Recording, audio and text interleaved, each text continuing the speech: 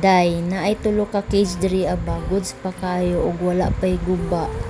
Buo pa jud ug magamit pa kaysa na matambak ni diri sa klinik. Ang problema lang man ani kay gikalawang na siya. Wow! Mao nang pangitaan ako siya paraan, itry na ko nig ayuson na amin na palit na rush paint man siguro ni siya, color blue gihapon.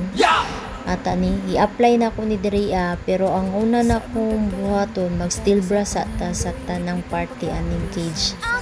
Tanang sulok ako ning steel brush mga day para matanggal ang iya mga kalawang. I-brush ra na ko para mukapit daw ang mga pintura. Disclaimer lang mga day, wala jud ko idea sa mga pintura-pintura. Ako ani is DIY lang. Jud ug unsa laman resulta ani ay ambot lang. Ang ako lang ani magamit lang ni yung cage para dili ko siya matambak lang, malabay lang. Sayang man po kay buo pa ang yung cage.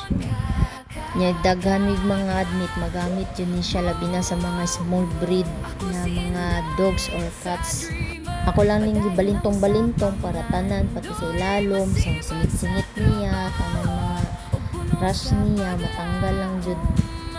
Ug mao ni akong giingon sa inyo haday na may order sa online sa TikTok na rush paint man siguro ang tawag ani.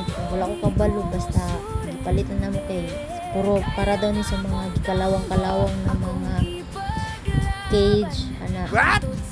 Ay rush converter di ay ang tawag ani mga day.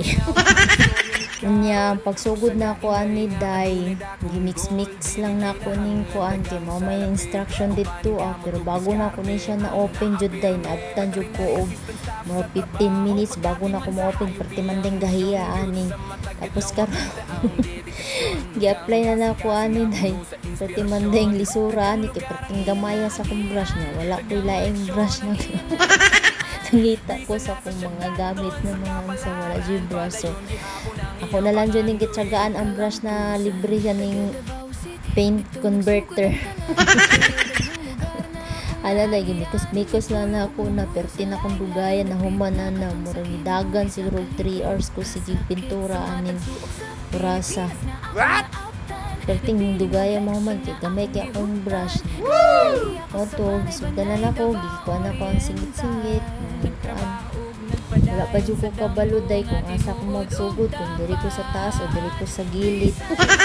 Ang akong purpose, dapat may bawaan ako kay sige magtalsik sa kuha ang mga pintura.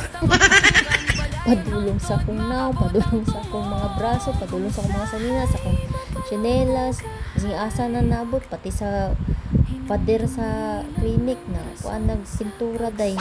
Kaya nagsige ko na asa ko magsugod kung sa taas ba ko o sa baba ba ko. Mo may mga DIY na wala idea gani asa ta magsugod. Agam ka, indaya ka, DIY ka, bigirang kay ko. Mao ning resulta sa kong pintura day, pangit kay. Sige na, bye-bye.